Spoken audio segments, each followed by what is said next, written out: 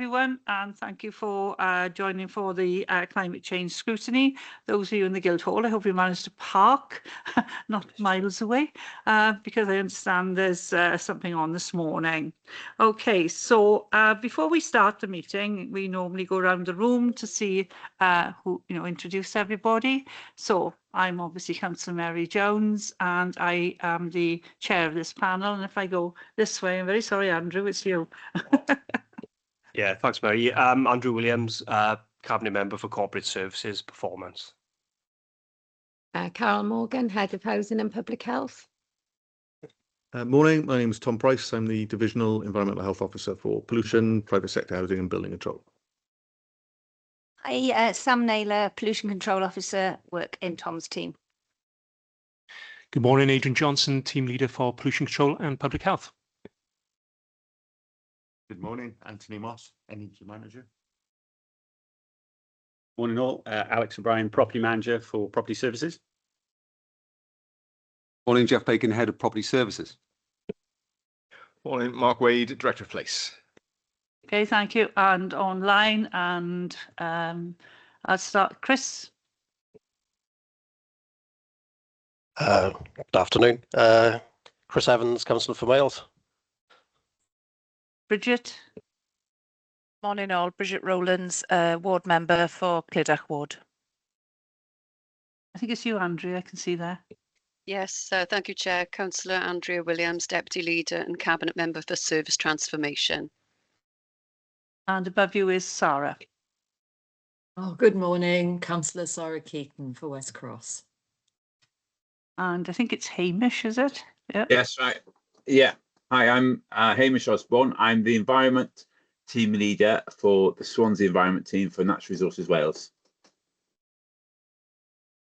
And I think we have another Sarah. Hi, yeah, I'm Sarah Bennett. I'm a Senior Officer for the Swansea Environment Team for Natural Resources Wales. Okay, thank you all very much. I'm sure we all know who everybody is, but I'll probably get one or two names wrong as we go around, so please excuse me. So the next item on the agenda is apologies for absence, Liz.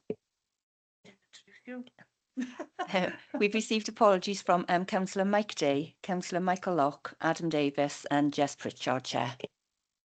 Thank you very much. And I do apologise, Liz, I didn't ask her to introduce herself. I think you all know her. She's the scrutiny officer for this panel. My apologies, Liz. So the next item is disclosures of personal and prejudicial interest. Councillors first. Anybody online? Okay, officers. I know you're all interested. Okay, thank you very much. And the next item is prohibition of whip votes and declaration of party whips, which we have to put on.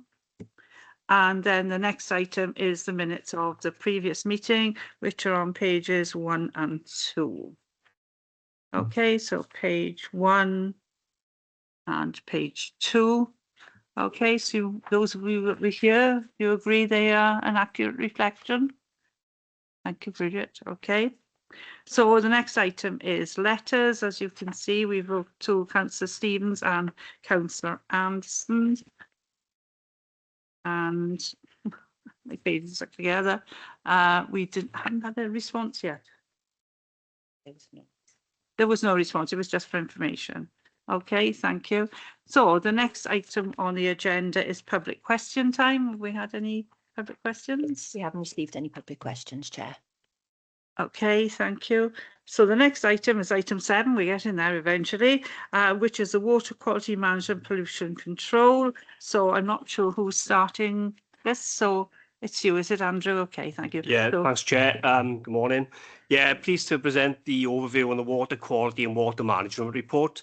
Thanks go to Tom and his team for preparing this today. And Tom is available this morning to take any questions from members. Thank you. Okay, do you want to add anything to that, Tom? Only that the report, as in previous sort of scrutiny meetings as well, I'm assuming it's been read. So I think ideally it'll be open up that discussion, receive the questions, and we can take it from there. The report sets out a brief overview of the areas that we work in and what we look to respond to. So I would, yeah, open to questions, Chair. Okay, thank you. Oh, and looks as if I've got the first question. Was a comment, it says here. The things we've noticed are missing from the report are working with other organisations.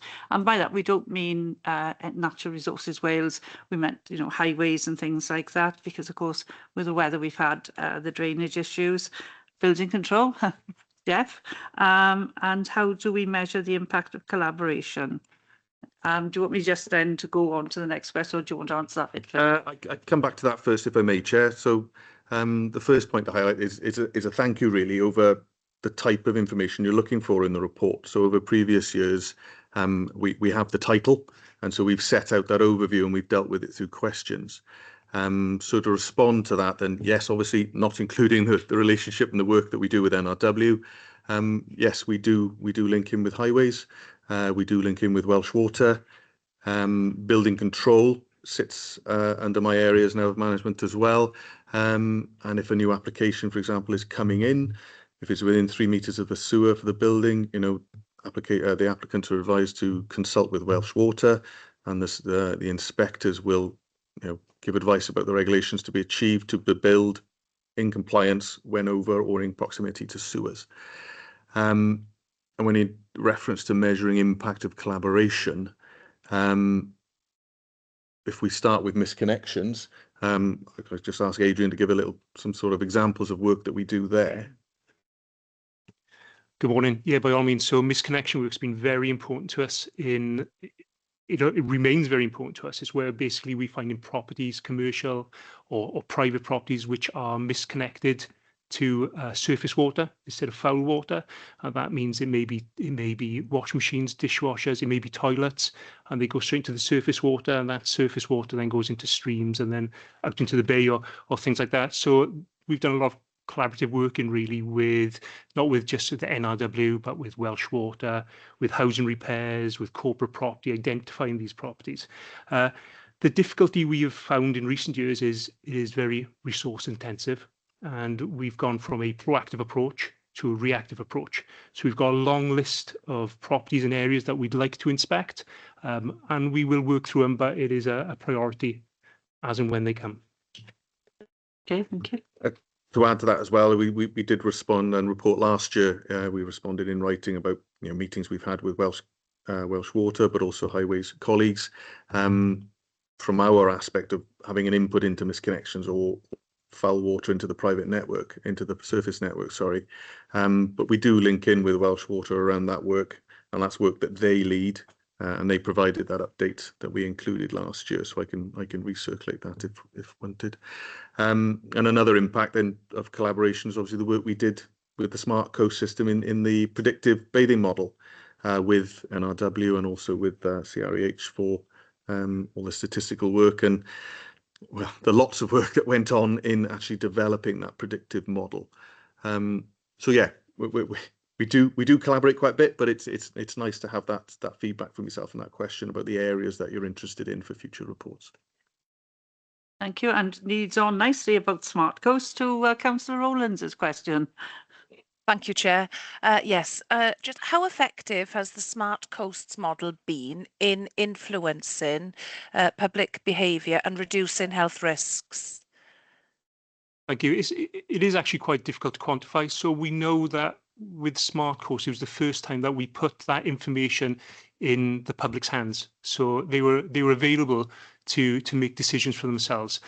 It's certainly a practice that's recommended by the Water Framework Directive. It's also a practice that's recommended by the World Health Organization.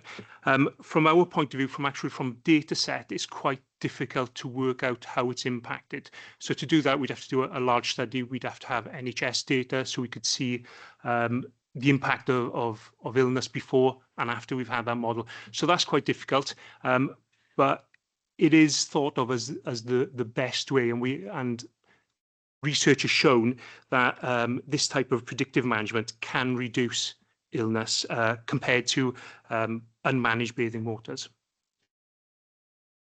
Okay, thank you. Are you happy with that, Councillor Rowlands?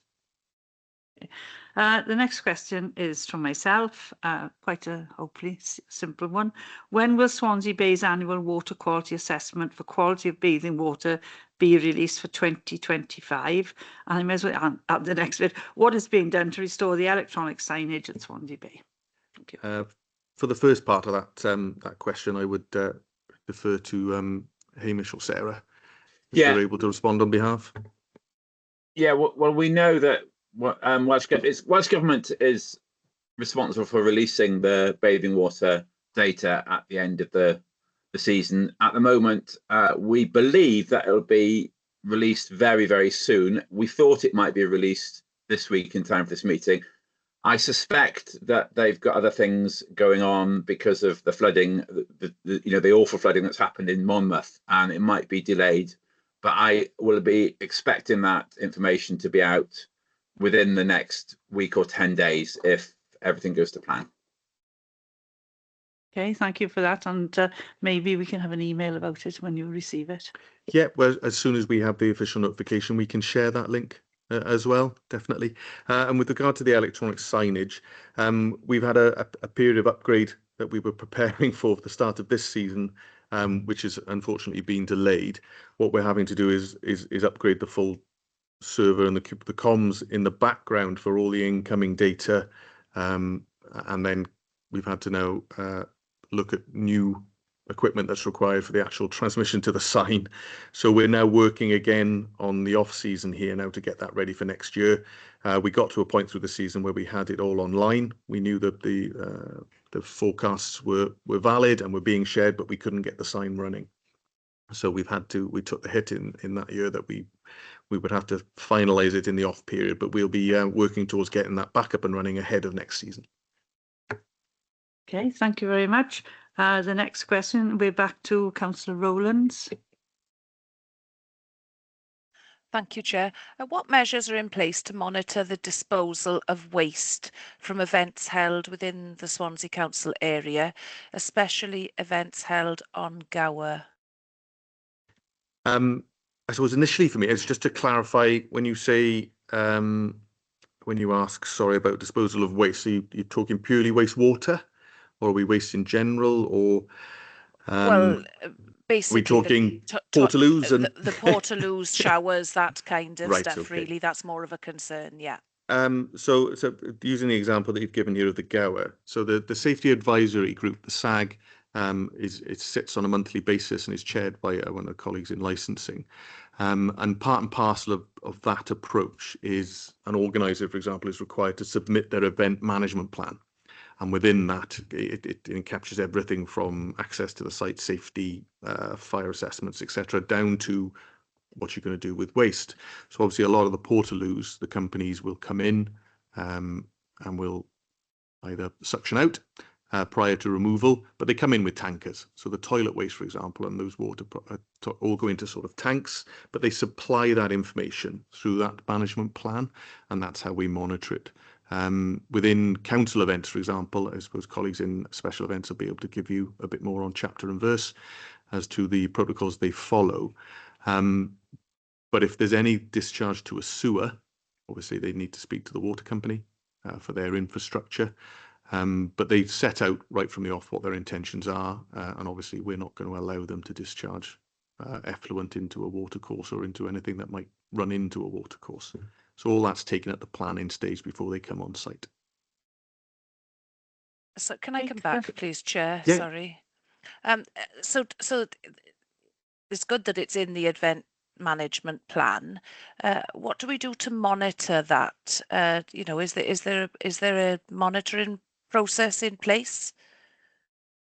We don't necessarily go on site and check. It's down to a resource sort of issue for us really, and prioritizing the work that we can deliver. More often than not, and I think in my experience of what I've seen, having attended events in the past and having been there as a member of the public as well, these portaloos are designed in that way. They don't have an outlet. The truck turns up at various points in the day, depending on how busy the festival is, and it's all tankered off. And those consignment notes can be requested as part and parcel of it, but we don't routinely monitor what goes on with those because through experience, we've not had issues with them. And if there's a spill or an incident, it's recorded in the log. and we've been made aware of it in that fact. It's not a high risk for us in that sense because they operate well. They are tankered off, and these materials, this waste material, does not enter into the land or down to stream. Do you think possibly that we should be looking at monitoring it a little bit further when, regardless of who picks it up, whether it's a tanker or whatever, do you think maybe we should be looking at that a little bit more scrutiny with it then? We can look at a paper, sort of a records exercise. We can ask for consignment notes at the end of the day, but for us, it's a prioritising of risk and triaging the workflow that we do. A lot of these events for the team, perhaps the primary ones with us are onward distributions of water supply, making sure that the drinking water is fit for standard, whether it be a mains or a private supply, for example. And then we're looking at noise. Those are the key areas that we have to resource for monitoring. And so this would be further down the list, as it were, of priorities. However, it is something that we could raise as the SAG group, and we could look at whether or not what the reporting requirements are post-event. That's one I'd have to take away to speak to the group, because it's not one that I chair, so I'd need to talk to that group about workloads. But yeah, that's the position we're in with prioritising our work. Personally, I would be grateful if we could look at it in a little bit more detail, please. If there's an example of specific risk as well that you're aware of, I'm happy to talk about that offline for other sort of investigation. Okay, thank you. Right. There weren't very many of us at the pre-meeting, as you can tell, and some of them are not here today. So the next one is mine. In periods of heavy rainfall, how much has water quality been affected, and how quickly do we know if there's an issue with the quality of the water? Now, I'm going to add a bit in here because I couldn't remember the name. I sit on the planning committee, and now, as we're all aware, there's a problem with the nutrients going into the Lougher estuary, Bury estuary. So I wanted to find out a bit more about how that might affect. I know we can't approve any planning decisions until they can demonstrate that it's neutral. So how does this affect what we do when we're looking at the water quality? Because thinking of Monmouth now, there's no water quality there now at all, is at the moment, until it's all sorted out. So I've got a second part, is how quickly would you respond to major pollution, which obviously it's in our minds. We do get quite a bit of flooding as well around here. Thank you, Chair. I think in response to the first part, I would ask colleagues in NRW if they like to come in at that point when we're talking about water quality, and as well, expand reference there to the nutrients that was raised by the Chair, and then we can link into pollution response after that. Okay, so how, in periods of heavy rainfall, how much has water quality been affected? Well, what we know is that during rainfall events, when there's a lot of runoff from the land, and there's a higher chance of maybe some overflows operating, we know that water quality deteriorates. And we've seen that. For example, the research we did when we were compiling the Smart Coasts model for Swansea Bay showed that when there was low rainfall and high sunshine, the water quality is better. When it was wetter and we were getting runoff from the land and maybe sewer overflows, the water quality deteriorated. How much it deteriorates depends on where you're looking at, what location, what the conditions have been before it rains, and that would be variable. But we do know that our bathing water beaches, by and large, we take samples throughout the season, and some of those samples will be taken in rainy weather, and most of our beaches are excellent, with a few of them good. So we know that the main bathing water beaches are fairly resilient to water quality deterioration during rainfall events. The nutrient issue in the Bury Inlet is something slightly different, and that relates to a long-term assessment of the nutrient status there, where we know that the nutrients are higher than they need to be for us to achieve the Water Framework Directive or Water Framework Regulation status that is required for the Bury Inlet. In other words, there's too much nitrogen, we think, in the water. That's not necessarily related to rainfall events in the same way as bathing water might be. But we do know that in wet weather, we get more nutrients coming off the land, mainly due to agricultural sources. So that's a long-term piece of work that has assessments been made of the status of the special area of conservation in the Bury Inlet. So I don't know if you want to clarify a little bit what you need to know about that. No, I find you've answered my question. I don't know if anybody else wants any more information, any clarification. Anybody? It's only me in the room. Anybody online? I got lots of officers here and cabinet members, but I'm the only councillor in the room. Does anybody want to add anything? There's quite a lot of information on our website about that. There's some questions and answers. I know it's an issue that's being addressed across Wales because it isn't only the Bury Inlet that's affected by this, the need is to achieve what we call nutrient neutrality in any development. In other words, if there's any development that happens, it won't add to the problem. And we know that a lot of the nutrients come from agriculture, but obviously agriculture isn't subject to the same planning controls because the legislation through which this operates where there is a permission or a project that's going forward. So that's why it seems to fall disproportionately on some of the planning decisions. But it also means that we need to be looking at reducing the nutrients that come off the land from agricultural activities, and that work is ongoing. Thank you very much for that. And it is actually the answer I needed. And the next one is obviously back over to the council for the response to major pollution incidents.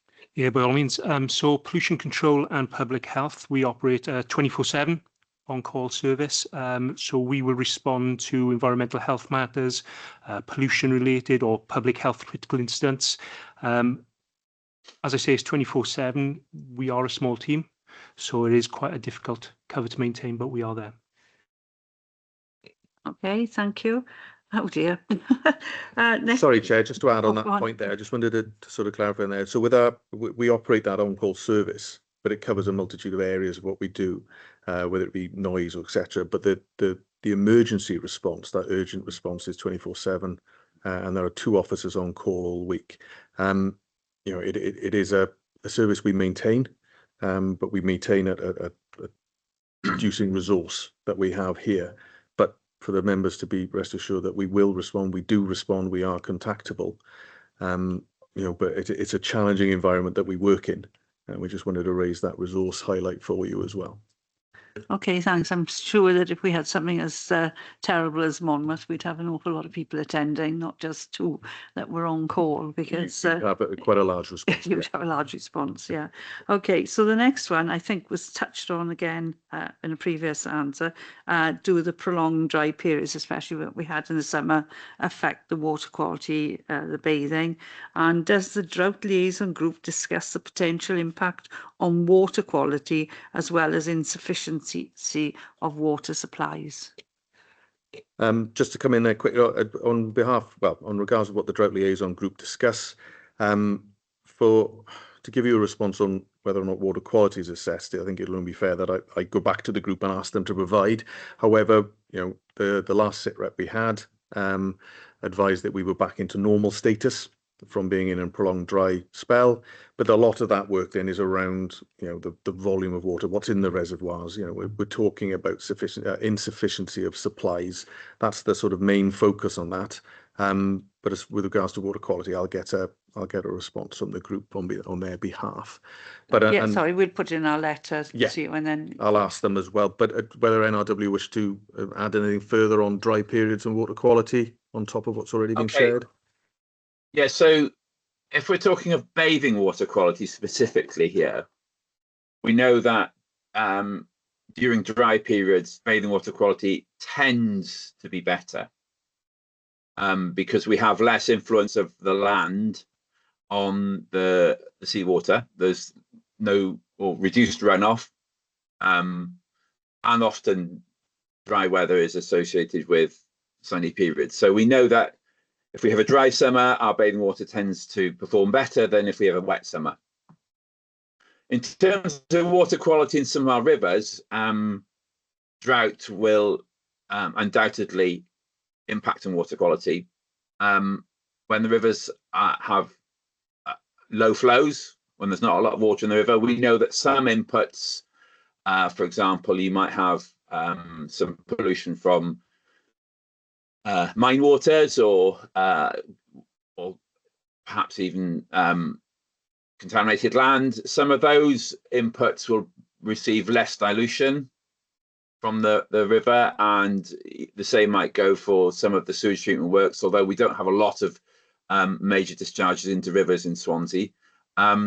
So water quality can suffer during periods of drought simply due to low dilution, high temperatures, and sometimes algal blooms. So we tend to worry about the amount of oxygen in the water during drought, and that causes problems for our fish populations, etc. It's a different story in the rivers in terms of the ecological impact of drought as compared to bathing water. So we tend to worry more about the ecological impact of drought than we do about the public health bathing water impacts. Okay, thank you. Has anybody else anything they want to add? Because we have 2 questions at the bottom that are not signed to anybody. If anybody wants to ask them instead of myself. Councillor Keaton. Yes, thank you, Chair. Oh, now I have to open my phone. 1 second. Right. What measurable improvements have been seen since the aeration system upgrade on the River Towie? Thank you, Councillor. So the upgrade was sort of in 2 parts. It was one, a maintenance upgrade to the existing system and also an addition of diffusers. So as far as measurable improvements, if we don't have the aeration system in place, there's obviously a negative impact on the quality of the river for aquatic life, mainly because you have the salt water that comes over the barrage, and that drives a salt wedge up the river. And what the diffusers are doing are mixing the water column. They're not adding air to it. The whole purpose of the diffuser is just to mix that column, so that the fish, obviously the fish movements, etc., and the life within the river is not impacted. So whilst we measure, we do take we go out with the kit and we measure throughout the year. We don't measure. We're not able to measure as frequently as we used to. But what we know by maintaining the system, making sure all those diffusers are working, because as you'll be aware with the river, the amount of sediment and silt that comes down, those diffusers get buried. So the servicing and the increase obviously brings them out of the water so that they do their job. And by mixing that column, we're able to confirm with measurements then that dissolved oxygen is above the required sort of percentage that we need, and also that the salinity levels are lower, so that it's not saline, it's not seawater. You know, we're into mixing that column to be better for the river condition. And those are the sort of the improvements that we can monitor. I'm not sure if NRW have anything to add there on the fish surveys or any work that might be done there to sort of show the health of the river. But this is all part and parcel of that maintenance. I'm not sure I have any particular data that I can be very helpful with here, but what we do know is, as you say, the system is important for promoting the mixing of the saline and fresh water. Without it, we would start to see problems. We haven't observed any problems. So I haven't got any data to hand. I can look for it and report back if we can find anything. But I think what we do know is that we haven't received any reports of fish kills or anything like that that would indicate there's a particular problem there. Okay. Oh, Are you thank you. happy with this one? Right. The only thing you just mentioned, because I had no idea, the salt water goes over the top of the barrage. So we're confident it only goes as far as White Rock. I presume we've done some work to know that it stops there. And it's quite a long way, I know. But Yeah, so obviously with the overtopping tides, it gets over the barrage, and then when the tide levels are lower, then obviously it's trapped within. So we've monitored historically, haven't we, all the way up to beyond the old Addis footbridge up to White Rock. And that's as far as we were tracking sort of the elements of the salinity and the measurements we were taking. Hence why many years ago that sort of area of sections were chosen for installation of the diffusers. And so originally there weren't as many diffusers in place, and we were sampling. We even had a recording, a measurement buoy in the river for trying to get live measurements. But as that system has increased and we built with confidence through monitoring, we know what it's doing. And our priority now is maintaining the performance of the diffusers that are within the river. And hence the increase again then was for efficiencies of mixing. okay, thank you. There's a last question going begging from someone. Sarah, Councillor Keith. I need to do that again. Okay. Are there plans to extend predictive modelling or aeration systems to other bodies of water? In response to the aeration system, that system was installed and designed purely because of the impoundment, because of the barrage. So we have no plans, and we're certainly not looking at any plans for other bodies of water there. And likewise with the predictive modelling, when the Swansea Bay work first started, obviously Swansea was poor water quality at the time, so the driver was to increase the status of that bathing water. And so at the moment, Swansea Council, we haven't got any plans to look at any further modelling. But again, if with the other beaches with the NRW, obviously take the samples out of the regulator for the designated sampling points. If there's anything you'd like to add, if you wish to come in there as well. Yeah, so what we do know is that Swansea Bay, the work that happened in Swansea Bay with Smart Coasts was pioneering work, and it was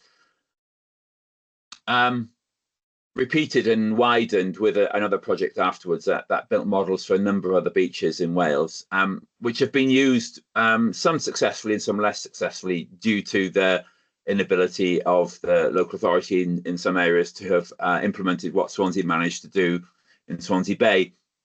Since then, Welsh Government has been very interested in the approach, and they have funded NRW to construct a new model for the Barry beaches, which is currently under development.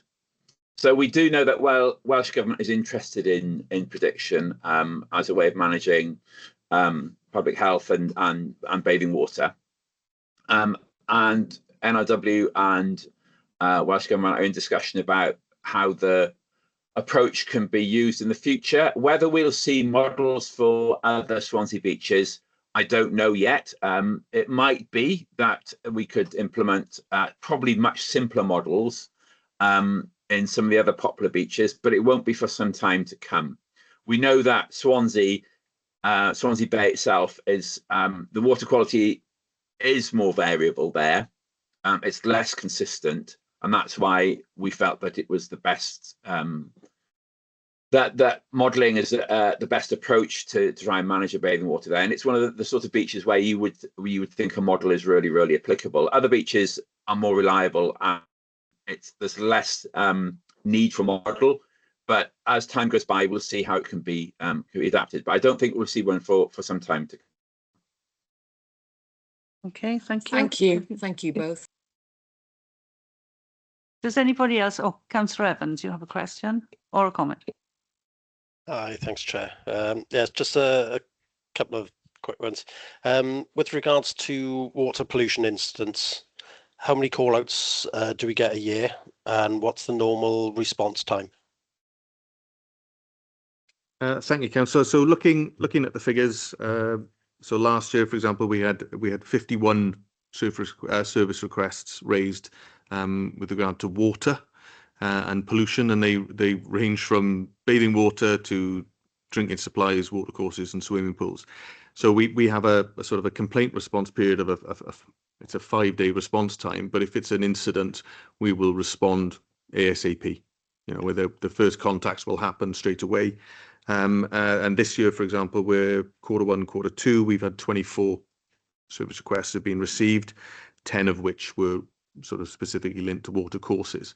So if we have a notification, for example, a FENROD or something like that, you know, we will respond more often than not. It's the same day response. If it's out of hours, we'll respond there and then. And then we liaise and link in with Hamish and Sarah's teams in our regulatory roles. We both have differing sort of functions, but then we talk and we we address and tackle the problems and share information together. So yeah, pretty much same day is the main response. Yeah. Oh, great. The only other thing is have we ever prosecuted anybody for a malicious incident?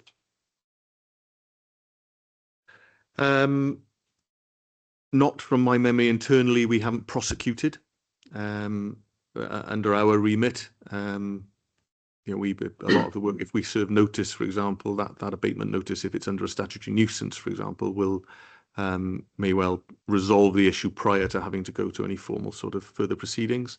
And with building sites, for example, you know, we'll put measures in place in planning conditions or informatives there to try and prevent. And that's the key word that we use. It's the prevention principle we're working on. So from a council position, no. From memory, I can't recall us actually having carried out a prosecution on regards of water. But there are various legislative regimes that we look at. If we're under permitting regulations, for example, there's a mechanism through that where we can do through condition, etc., to prevent, and that's the key principle we use.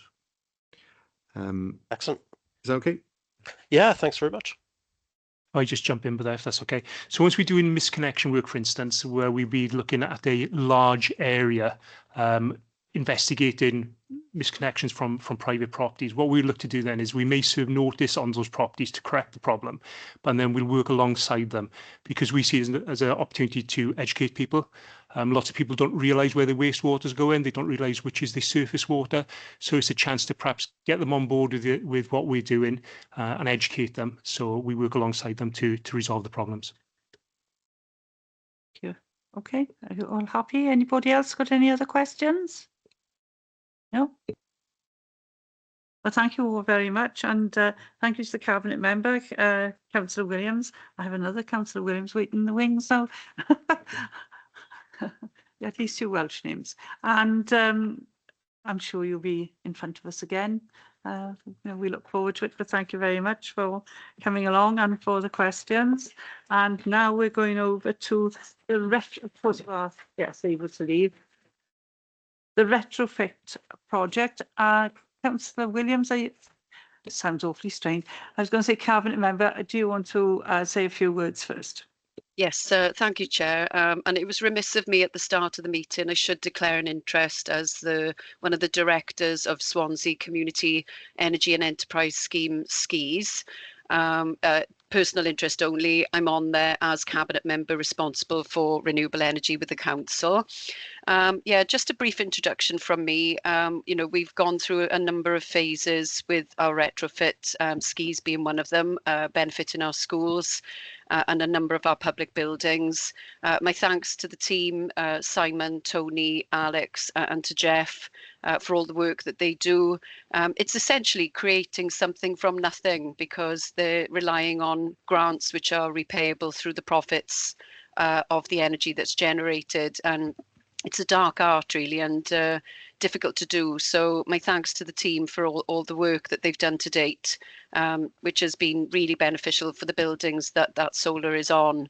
And we're also working quietly in the background, not to build too high an expectation, looking at the legal licenses of community centres just to see if there's something that we can do in terms of a workaround to try and enable those buildings to benefit from renewable energy as well. But it's very early days, and so I'd like to come back to a future committee and advise and update where we are with that. But I know legal are currently looking at it at the moment, Chair. So happy to hand over to the team and to address any questions the committee might have. Okay, thank you, Councillor Williams.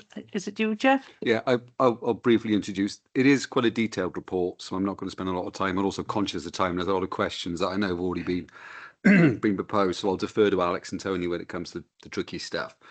As Councillor Williams said there, it's almost money for nothing. What we have here is a way to undertake energy conservation measures in council buildings at a cheap loan cost through experienced contractors which demonstrates payback and also carbon reduction. So that's the general principles of what we're talking about in terms of the retrofit and refit program.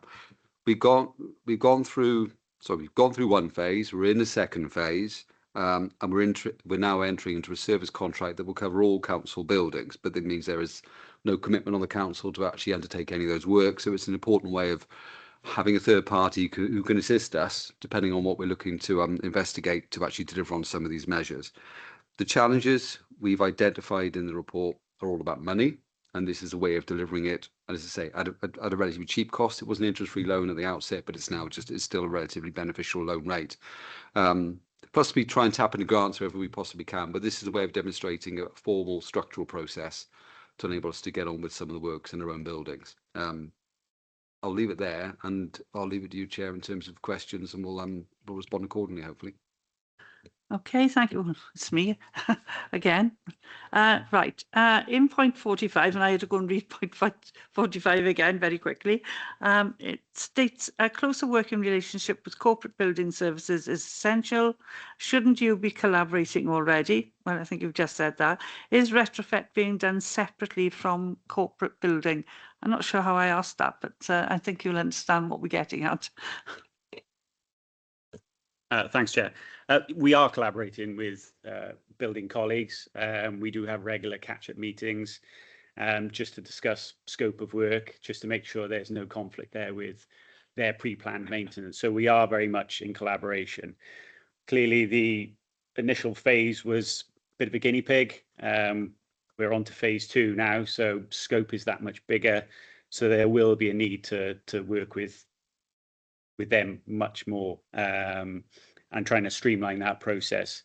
Positives out of that conversation are that building colleagues now have a specified budget which has been established, which they can draw down to effectively use their resource. We didn't have that before. We were reliant upon them in good faith, giving us the support that they need, but they now have a dedicated budget which they can use to be able to give us that specialist support that we need. When it comes to the actual delivery of work as well and the handover, we engage with them. We make sure they are part of that handover process so that when it comes to future maintenance, they have the ability to understand what's been installed and how that can be maintained. So that is happening. But yeah, the scope is going to get bigger as we progress through the phases for sure. Thanks, Chair. Okay, thank you. And the next question is, how is Ameresco held accountable if savings fall short, and has this occurred yet? Short answer is no, it hasn't occurred yet. We do yearly reporting. So when Ameresco provide the initial high-level assessments, they benchmark those ECMs to tell us what they think they're going to achieve in terms of savings. And then every year we do checks and balances just to make sure that those figures are aligned and that we are having the savings that they say we were going to achieve. And we've done it for 2023 and 2024. And those financial savings are actually better than we originally anticipated. But that will be through the course of the payback period, which is 8 years. So we'll do that for the next 6 years. Thanks. Okay, thank you. Right, who wants to ask question 3? Councillor Keaton. Right, thank you, Chair. How would opportunities for retrofit be enhanced by schools? For example, when schools undertake projects themselves, how much can retrofitting be included and funding accessed? Thank you. Yeah, I'll take this one again if that's okay. So schools are in scope.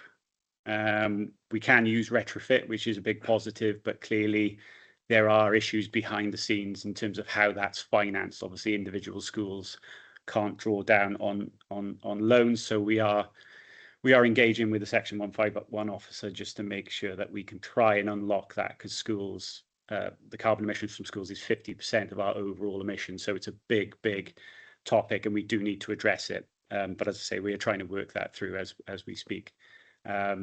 Phase 3 will be inclusive of all schools, so we do have the ability to do it through the framework. Thank you. That's thank you.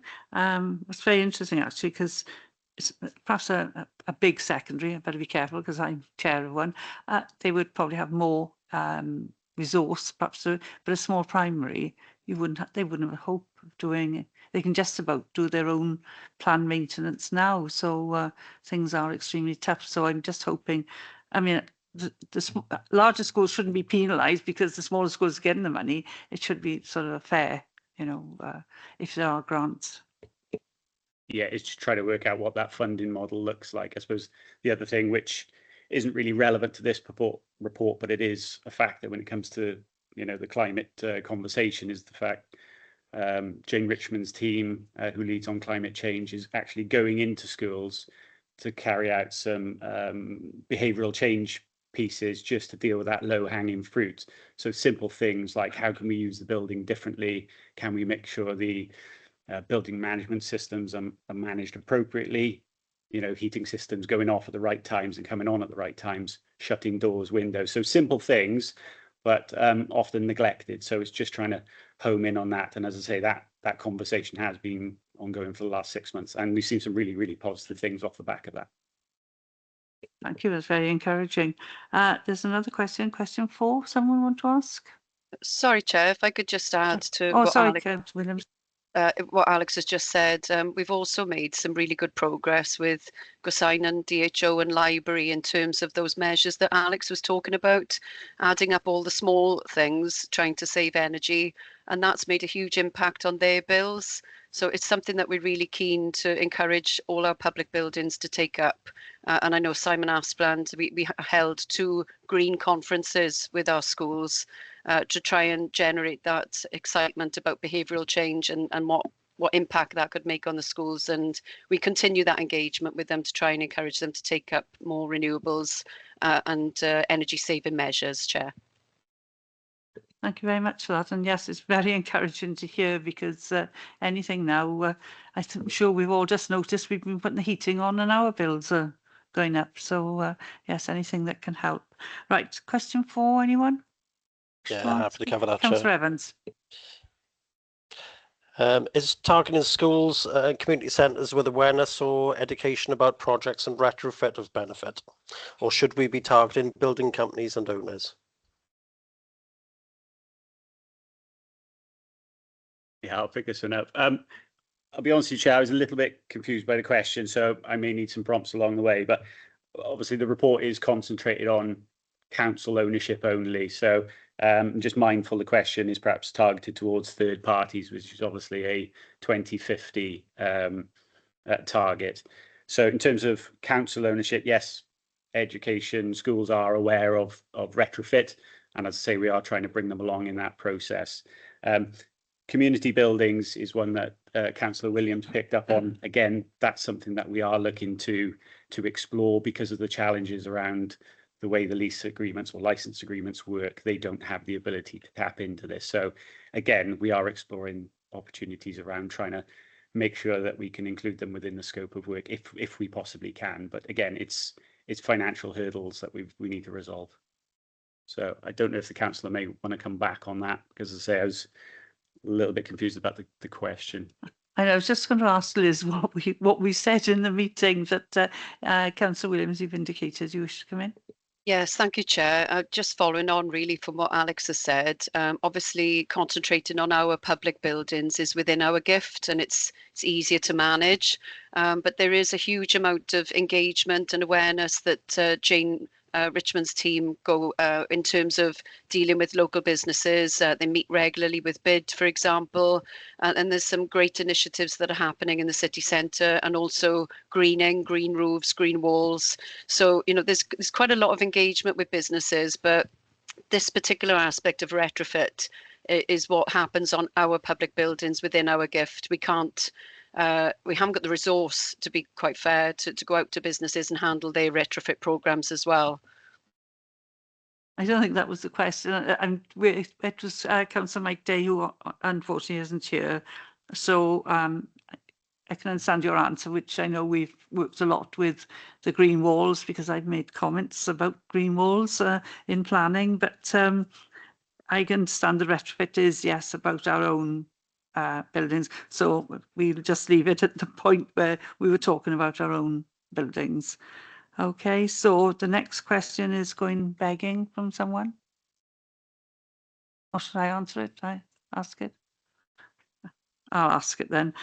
From a council point of view, do we have an overall strategy to cover all building stock, including the schools, to ensure that in future all rebuilding of council property takes retrofitting into account? I don't think it means rebuilding. I think it's actually when you're doing major projects, you know, you've done a lot of work in certain areas. I'm not sure if Councillor Rowland's going to help me out here, because she's had a big project in her ward. I understand that. So and I'm not sure who asked the question. It's probably Mike Day.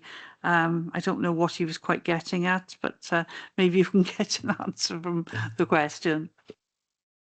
Yeah, of course, yeah. I can answer it from a refit perspective. Obviously, Energy team has an energy and carbon management plan which covers 2020 to 2030, and within that there is a key theme throughout it, which is targeting around retrofit. So it is in that plan, albeit the scope is getting bigger. So yeah, I can't really answer it from a building perspective. I'm sure, you know, colleagues are factoring that in when it comes to their pre-planned maintenance and their maintenance program. So yeah, I can only deal with it from a retrofit perspective. Sorry. That's fine, thank you. And as I said, as the person that posed the question isn't available, I actually don't know what else they wanted to get out of the question. So we'll just go on to Councillor Rowlands. You've got two, so just go from one to the other, Councillor Rowlands. Thank you, Chair. Sorry, Chair. Can I come in on the last question, if that's okay? My apologies. Yeah, sorry. Your Sorry, hands are very small on these screens. My hands are very small generally, Chair. No, sorry I can't be with you in person today. My car's in the workshop being repaired, so apologies for that. Yeah, just to come in on some of the other things that we're doing in terms of retrofitting across council estates. So as members will be aware, we've done a lot of renewable energy on our new council homes, and we've also retrofitted some solar on some of our existing council homes as well. And if funding does become available, we will continue to do that to benefit our residents.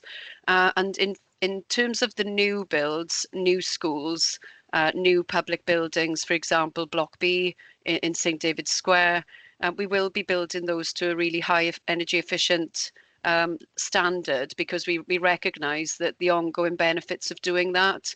So, for example, the arena has got solar panels on it. So that was thought into the mix when we were doing the design. So we will continue to consider all types of renewable energy generation on our new builds. Thank you. I think all builders should put solar panels, but they say it's too expensive.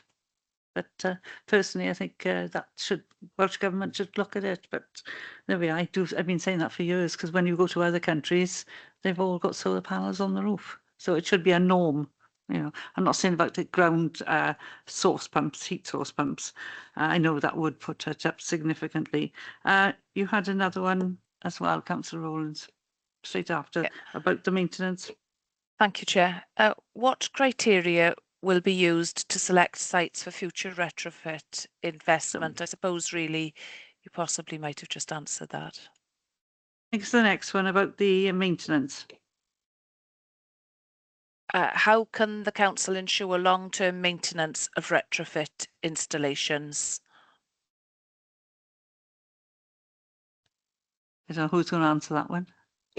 Sorry, Chair. Are we skipping I question thought 6? Councillor Rowlands had asked the one about the criteria, or did, no, sorry, I called him, but Councillor Williams wanted to speak. That's right, sorry, my apologies. Councillor Rowlands, start again with the first one and then Okay, go into the second one. Some of this may just have been answered by Councillor Williams earlier then. What criteria will be used to select sites for future retrofit investment?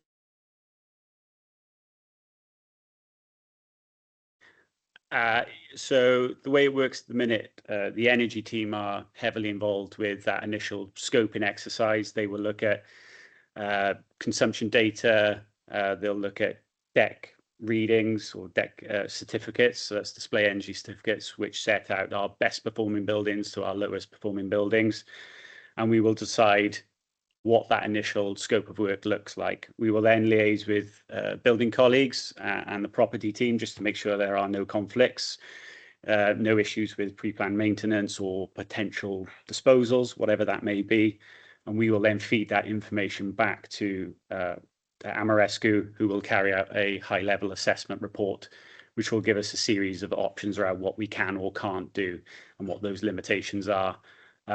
At that point, we'll have a second opportunity just to sense check what's been provided, just to make sure we're comfortable with the scope of work. And at that point, then we progress to an investment grade proposal, which is slightly more detailed or a lot more detailed, and will give us that financial modeling to work up a suitable business case to decide whether we want to take that particular asset forward or not.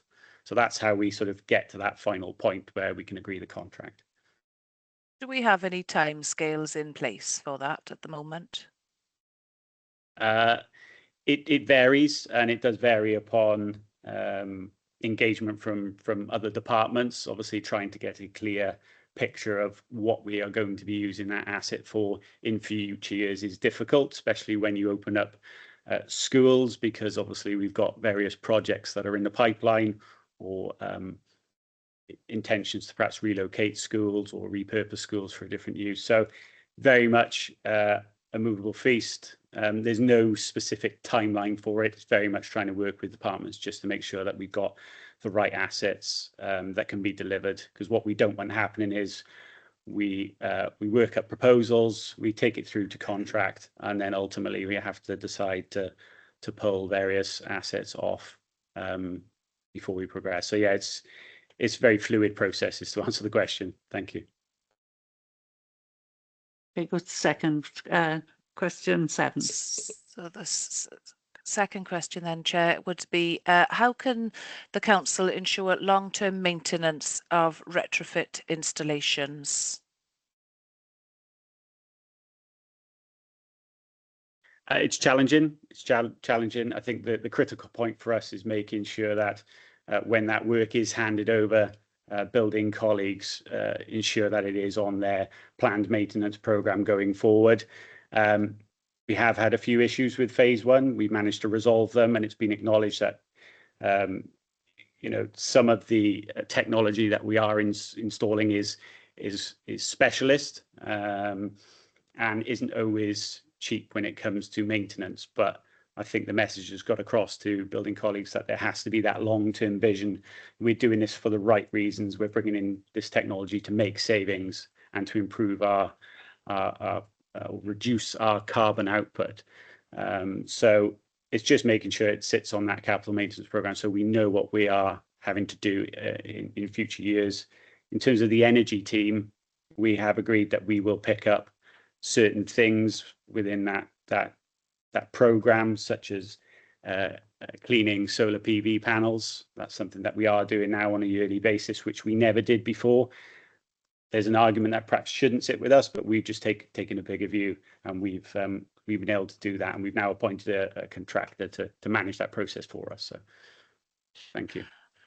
And also, just following on from that, then, the when we're installing retrofit within homes, what education or instructions are we giving to the home occupiers?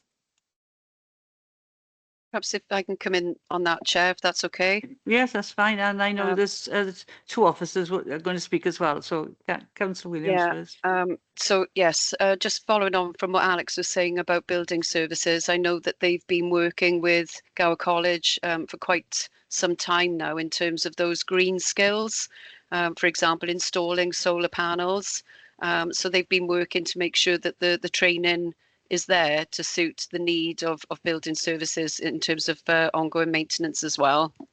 And in relation to the last question, what we've done is try to keep, as a housing provider, as a landlord, I think Councillor Rowlands will be aware that, for example, the retrofitted bungalows in Craigkevin Park were a system that was very easy to use in terms of a thermostatic control, nothing overly onerous, nothing too complicated in terms of, so making it as easy as possible for the tenant to get the benefits from the thermal efficiency of those homes and the renewable generation as well.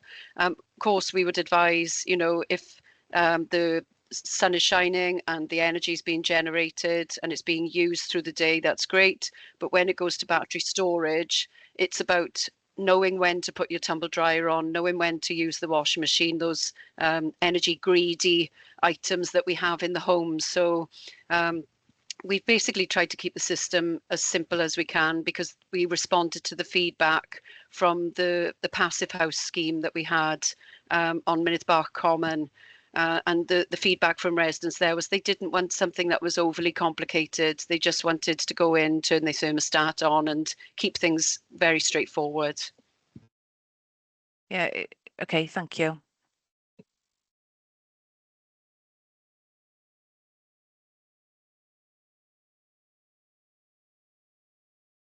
So the next question is, for reassurance, can you confirm that when retrofitting any panels being used are compliant with fire safety regulations? I know the answer, but we just wanted it out there. Yeah, it's quite a short answer. It's yes. Obviously, Amoresco design these projects, and the scope of work is then sent through to building colleagues who've got the necessary knowledge and resource to be able to give us that feedback. So that's a two-way conversation that we're having on with most of this new technology. So short answer is yes, Chair. Okay, thank you. And the last one from me actually, sorry, in any areas where retrofitting has been carried out, are there any known instances of damp? You know, is there certain buildings that it's more susceptible to, or things like that? Yeah, none in relation to retrofit, but we are aware of the damp issues that can be caused by retrofit in certain products. But yeah, nothing that we've experienced today, Chair. We are looking at not just installing new technology, but it is building fabric as well. So that does sometimes involve insulation works, but generally they tend to be external insulation rather than cavity wall or something of that nature. And cavity wall tends to be the issue. Thank you. Okay, thank you very much. Now, I know it's got Mike Day's name, but it's actually one that Chris brings up quite often about using land for renewable energy. So I don't know if you want to ask this question, Chris, or shall I just carry on? Yeah, I don't mind, I'll do it. There we go. Give you a break, Chair. So regarding point 16 about exploring the potential use of council-owned freehold land for renewable energy developments, do you have any areas in mind? Can you provide examples of suggested uses? And do we still have that same old issue with the national grids not plugging anything new in at the moment? Perhaps if I can start off with the answer, if that's okay, Williams. Chair, and then defer to officers to you know, cover anything I've missed. Members might remember that we've been working for quite some time on a solar farm on the Tir John site, which has the capacity to go up to, I believe it's 11 megawatts in total when the site actually settles. So we've been looking at that for quite some time, and there are planning permissions in place and grid permissions on that site as well. And the other thing we're doing is a viability study of district heating network which is closely linked to the area where the lagoon would go. And we've been looking at, we've had some funding to carry out that sort of feasibility to see how that would work, where the best locations would be, which businesses and properties would benefit from that. So that's in hand at the moment. Thank you. Any officer want to say anything? Just to say that the scope of the retrofit framework allows us to go out and look for these opportunities. So Amorescu now have most of our data set when it comes to ownership. So they will be able to go off and explore these opportunities. We did look at a piece of work probably 2 years ago now, where we worked with Welsh Government Energy Service, and they provided us some guidance around this. They went off and explored certain sites, but I think you hit the nail on the head, Chair. There is an issue there with grid connection, especially in rural areas. So there may be land opportunities, but it doesn't necessarily mean the infrastructure is there to be able to develop it unless you've got a particular off-taker or user within that defined area. Okay, thank you. Anybody got any follow-up questions for that? Councillor Evans. Yep. Does that mean that possibly car parks could come into play? That's his favourite question. Exactly. Yes, and an interesting point. If within the report we have reference that phase 2 will have some solar PV carport opportunities, which we're looking at the minute, in addition to the possibility of some works on High Street car park on the top deck. So we are looking at those things. They are on the radar, but scale is the problem. Sometimes the land has to be of sufficient size to make it stack up financially. Smaller car parks generally don't work because the infrastructure costs are too high and prohibitive. Thank you. Okay, thank you. The last question is really a planning question, but I know it was saturated in one site or one area. It's not talking about the whole of Swansea. So I'm wondering if Councillor Williams can answer the question rather than the officers, or do you want to defer it to planning? If it's okay with you, Chair, I'd rather defer it to planning. Did you want to say anything else, Councillor Rowlands? No, it's just we can't make any more land. That's one thing that we don't have the joy of. But it just comes to a point, especially when you look at Llangyfelach and Felindra, that is totally covered in solar panels now. We've got one wind turbine site on Mynydd y Gwair, another one is planned by 2030, 2031, and just at what point have we had enough in one area? That's and it is a big concern, and the grid connections aren't there basically. So I think the concern was that when we were talking about us having our own land, would we saturate some areas of our own land? So it did connect in a way, but it is actually really a planning question. So maybe we'll get them to respond, but I know the answer. They'll probably say it's already in the local development plan or the new updated one going forward, which is another one. So has anybody else got any other questions? Or ask Councillor Keaton. Actually, it was an optimistic answer.